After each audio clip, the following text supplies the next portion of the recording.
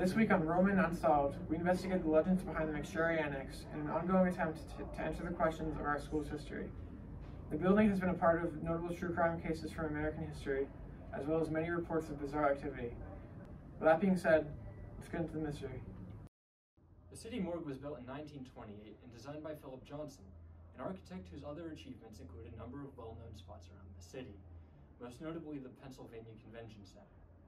The building opened under Roman's ownership in 2006. In the 70 years that it existed as a house of the dead, it held the victims of some of the most gruesome crimes. The bodies brought to the morgue were usually the victims of a, quote, sudden, suspicious, unattended, and/or violent death. Most notably among these was the tragic case of the boy in the box. On February 25th, 1957, the body of a boy, aged 4 to 6 years old, was found in the woods off Susquehanna Road, wrapped in a blanket inside a cardboard box. The boy had suffered from malnourishment and was covered in scars, which suggested that he'd undergone a medical procedure. Visitors from 10 different states came to the morgue to try to identify the boy, but none could. This case was full of bizarre clues and suspects, but still, the circumstances in which the boy commonly known as America's Lost Child ended up alone in the woods that night are unknown. The boy's identity was never discovered, and the case remains cold.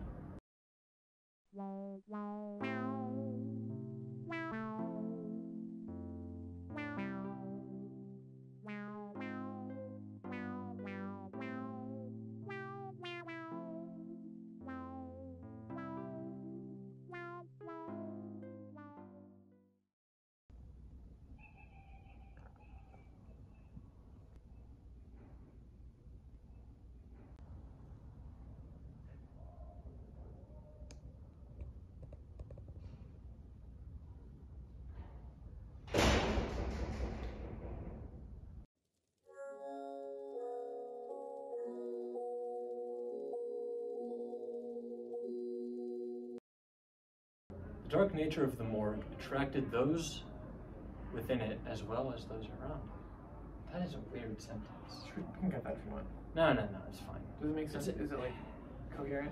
What do you mean it attracted those within it? The people within it are dead. Affected. I don't know. I mean like. Okay. No, it's fine.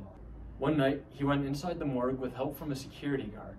The guard told him to ring the bell at midnight, which recalls a little entrance room, a tile floor, a cigarette machine, a candy machine, an entrance desk, a corridor going back, and a big iron door. In the cold room. What do you mean in the cold room? I bet the whole thing was cold. It was a cold room. There were a lot of dead people. It was a weird time.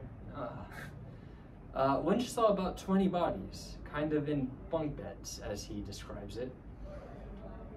And he says, I just sat with them. It was a life experience. It makes you think about many things. Yeah.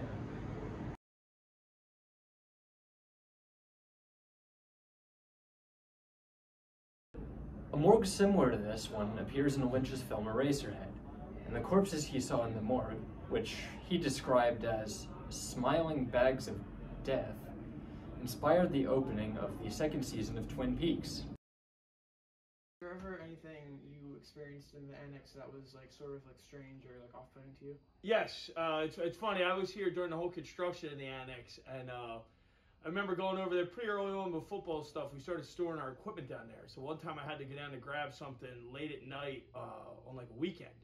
So it was probably about 11 o'clock at night, and I was down there, and you know that it's the old city morgue. Yeah. So obviously it's weird going down somewhere in the dark when it's that time at night. So I go down, I'm looking, I find what I have to, and all of a sudden I hear this sudden crash. I turn like that, and I start looking, I'm like, what?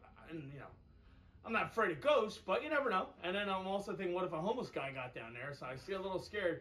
Then all of a sudden I saw a cat that they had, the cat by the name of Patches. That was Mr. Graham's cat. Who, if you know, the building actually has a portrait of Mr. Graham there, who was very important for the development of Roman. And after he passed away, they kept his cat in the basement, and I forgot about it. And the cat literally almost gave me a heart attack. So that's my Annex story, when I almost had a heart attack from Patches the cat. All right, great, thank you. All right. Okay.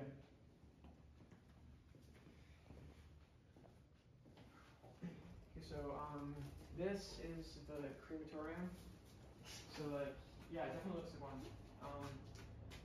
This is where they would go to bury bodies if they like didn't want to be buried or had like some disease or something. Yeah. It looks like they keep this definitely locked. Yeah. Lock and key. Not supposed to go in there. You wouldn't want to. Yeah. Fire alarm. Yeah.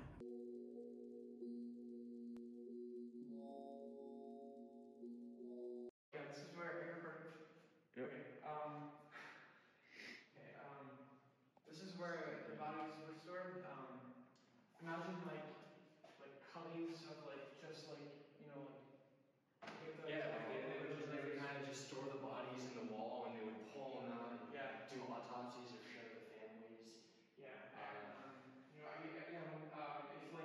the dead word was like unidentified, which they were a lot, they would bring people in and see if they knew who it was. Yeah, and over here it looks like they might have had like a little office for store like the what would it be called? Caretaker. Postmortem. No, caretaker. Who's doing like autopsies? I don't know. Ah. But yeah, this is probably where they would run like the postmortem investigation, where they would like figure out how they died and like how long they've been dead. And yeah, it's pretty weird to think that people would work out down here now, considering its history. But this is how we know the building. All right, so that's pretty much it. That's the end of the basement story. Yeah. Pretty cool. I want to come down here again. It's really cool to see, even like if you forget about the history, it's cool to see, Oh yeah, definitely. And I mean, this is a part of the city's history, so. Yeah.